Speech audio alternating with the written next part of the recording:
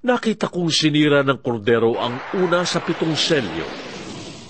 At narinig kong kasing lakas ng kulog na sinabi ng isa sa 4 na buhay na nilalang, "Halika!"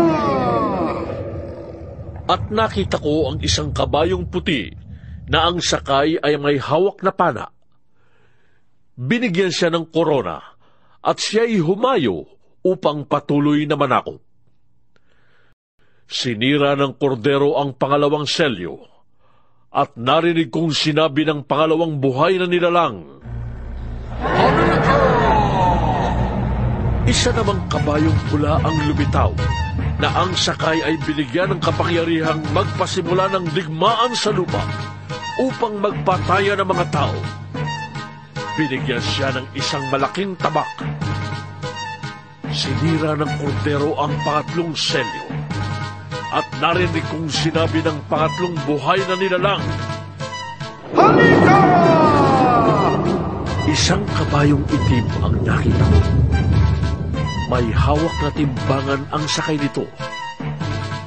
May narinig akong parang isang tinig buhat sa kinaroroonan ng 4 na buhay na nilalang na nagsabi, "Isang takal na trigo lamang ang mabibili ng sahod sa maghapong trabaho, at 3 takal na sibada lamang ang mabibili sa ganon ding halaga.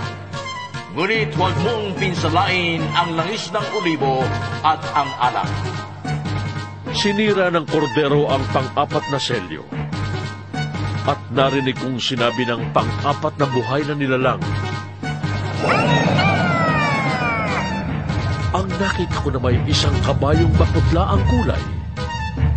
Ang pangalan ng sakay nito'y Kamatayan, at kasunod niya ang Hades.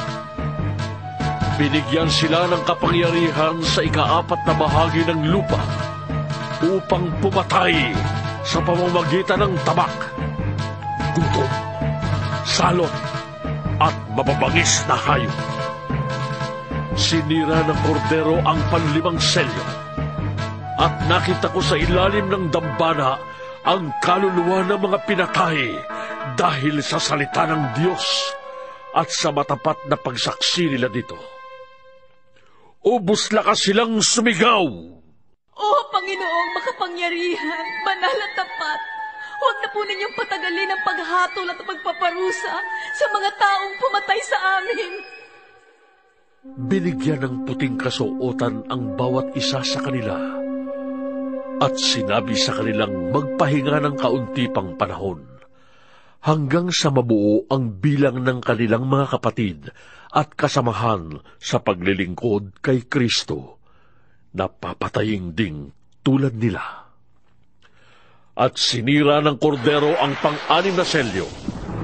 Lumindol ng malakas. Ang araw ay nangitim na parang damit na panluksa, at ang buwan ay naging kasimpula ng dugo.